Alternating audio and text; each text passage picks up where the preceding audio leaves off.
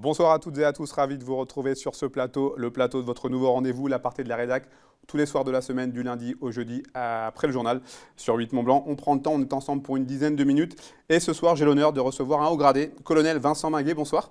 Bonsoir. Vous êtes le chef de corps du 27e bataillon de chasseurs alpins depuis maintenant un peu plus d'un an. Comment qualifier cette première année ? C'était une année dense et très dynamique. Je suis arrivé il y a un an, effectivement, au mois d'août. Le bataillon était pour l'essentiel au Mali. On est très rapidement reparti aux Émirats Arabes Unis pour un gros exercice. Et puis en février, suite à l'agression russe en Ukraine, on a été déployés en Roumanie. Un passage par Paris pour le 14 juillet. Et puis nous revoici prêts à de nouvelles aventures. Alors vous avez sorti au mois de juin un livre que je vais montrer à la caméra. Voilà, comme ceci, sur le sentier des guerres, récit d'un chasseur alpin. Qu'est-ce qui vous a poussé à vous lancer dans cette aventure ? J'avais écrit au fil de mes opérations, depuis que je suis jeune lieutenant dans les années 2000, voilà, des récits de ce que j'ai vécu. Et à force de raconter cette histoire à des proches, on m'a dit tu devrais le rassembler. Et c'est ce que j'ai fait. Et c'est intéressant de structurer sa pensée pour pouvoir justement s'interroger sur ce qu'on a fait, donner du sens, sur ce parcours qu'on a derrière soi, cette trace qu'on a derrière soi, et puis éclairer un peu l'avenir. Il y avait un besoin de votre part d'extérioriser en quelque sorte ce vécu ? Extérioriser, peut-être, oui, effectivement. On est tous en quête de sens. Et arrivé à une certaine partie, on connaît tout ça dans sa carrière, dans sa vie. À quoi est-ce que ça a servi ce que j'ai fait avant ? Et en quoi ça peut me servir pour l'avenir ? Et donc c'est ce que j'ai fait. Avec ce double regard, c'est intéressant de relire des années après ce qu'on a écrit il y a 10 ans, 15 ans, et avec un regard un peu plus récent, un peu plus mature, où on a vécu d'autres choses. Il y a un phénomène de polarisation, de différence, de prise de vue qui est très intéressant, qui donne du relief à la pensée. Alors ça se termine très récemment, puisque j'ai rajouté quelques pages sur la Roumanie, pratiquement au moment où le livre est sorti.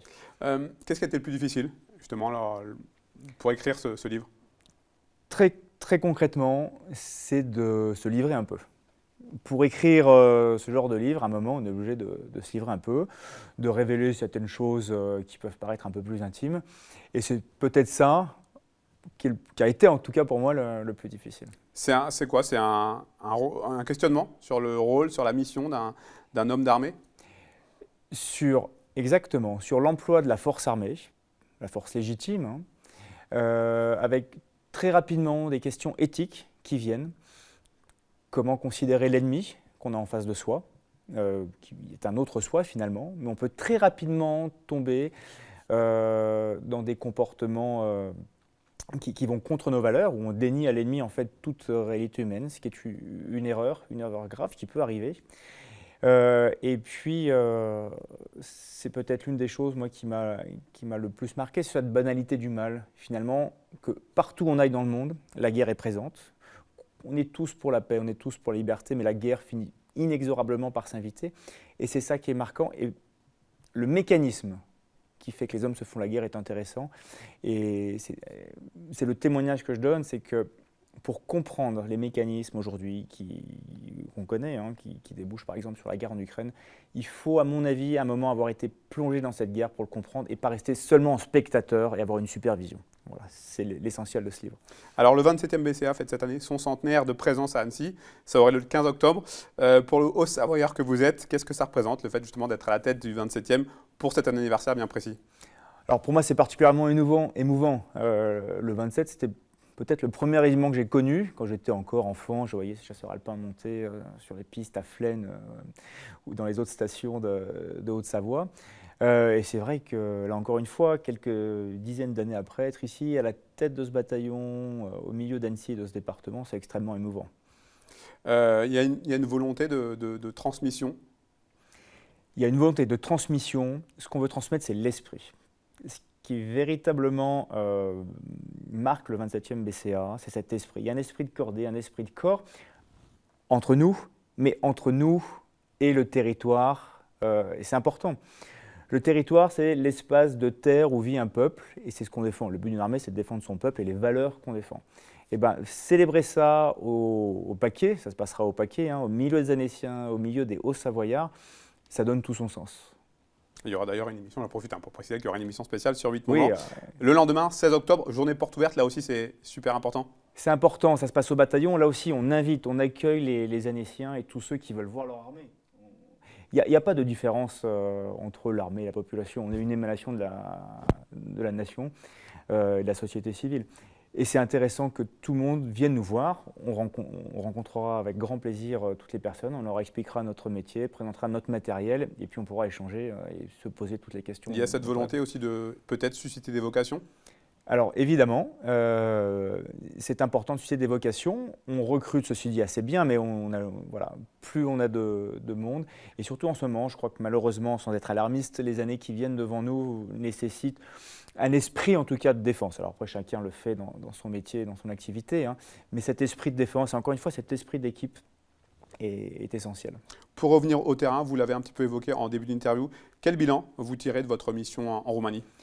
C'est une mission assez incroyable parce que cette opération est un retour à des conflits, ce qu'on appelle symétriques. Voilà, c'est un État contre un État, une armée contre une armée. La France n'est pas directement impliquée dans ce conflit, mais on est concerné, pleinement concerné, parce que les frontières de l'Europe sont proches. Et véritablement, ça augure d'un avenir qui change par rapport à ce qu'on a connu. On n'avait pas connu de guerre comme ça depuis la Première Guerre mondiale. Très clairement. On avait des signes, ce qui se passe en Arménie et en Azerbaïdjan est un signe, ce qui s'est un peu passé en Érythrée en est un autre. Mais véritablement, on sent qu'on a franchi une étape, en tout cas, dans la façon dont l'utilisation de la force vont servir dans les années qui viennent à régler des conflits. Justement, est-ce que des interventions prochaines sont-elles déjà programmées pour vous et vos hommes dans les semaines, les mois à venir? Alors, dès cet hiver, le 27e bataillon de chasseurs alpins va renvoyer des compagnies, donc 150 hommes, une compagnie notamment au Tchad, donc encore dans cette bande sahélo-saharienne où on essaye de contrôler, de maîtriser les actions des groupes terroristes qui sont là-bas. Une compagnie également ira en Guyane. Ce sont les missions internes, notamment contre la lutte contre l'orpaillage, qui à la fois dérègle l'économie, mais surtout pollue énormément cet écosystème précieux qu'on a en Guyane. Et puis une compagnie partira un peu plus tard à Djibouti. Donc encore une fois, là ce sont des forces prépositionnées qui sont dans cette corne de l'Afrique, en mesure éventuellement d'intervenir en cas d'une dégénération de la sécurité dans cette sous-région. Un mot pour terminer sur le Tiger Red TMB qui est destiné à vos soldats blessés. On a pu voir un reportage d'Emmanuel Jaude ces dernières semaines. Je crois que ça vient de se terminer. Ça vient de se terminer. Ça s'est terminé vendredi. C'était une émotion absolument incroyable. Encore une fois, ces blessés qui étaient il y a un an, ces soldats, ces 3 soldats qu'on a suivis étaient blessés. Il y en a un qui était allongé, qui pensait ne plus jamais remarcher. Le fait qu'un an après, ces 3-là se lancent dans ce Tour du Mont Blanc, qui est qui est une vraie expérience physique. C'est une expérience physique, tous les montagnards vous le diront, c'est 160 km, 10 000 mètres de dénivelé. Et c'était une aventure extraordinaire, parce que quand on est blessé, on a tous connu des blessures, mais là ce sont des blessures graves, encore une fois. La blessure vous met un obstacle et vous cache l'avenir, si vous voulez. Et le fait de se mettre des défis comme ça et de les surmonter, en fait, après, on peut reproduire ce système dans la vie. Et quand on a des obstacles, aussi durs soient-ils, on se dit « j'y suis arrivé, j'ai pu dépasser cet obstacle » et ça me redonne de la vue, de la liberté sur mon avenir. C'est ça qui est extraordinaire. On sent qu'il y a de l'émotion quand vous en parlez. Oui, c'était extraordinaire. Moi, j'ai fait une étape, j'ai pu faire qu'une étape avec eux entre Courmayeur et La Foulie, qui est en Suisse. Voir ces gars qu'on a connus et qui se battent pour surmonter leurs difficultés physiques, psychologiques aussi, c'est surtout des blessures psychologiques, in fine. Déjà, ça nous donne un exemple à nous-mêmes dans nos petites douleurs quotidiennes qui nous impose de se dépasser, de sortir tout ce qu'on a dans le cœur et dans le ventre. Colonel Vincent Mainguet, merci infiniment d'avoir accepté notre invitation. Bonne continuation pour la suite. Merci à vous. Bon courage et puis on a au plaisir de vous recevoir sur nos plateaux une nouvelle fois. Merci à vous en tout cas pour votre fidélité à nos programmes. On se retrouve très rapidement sur nos antennes.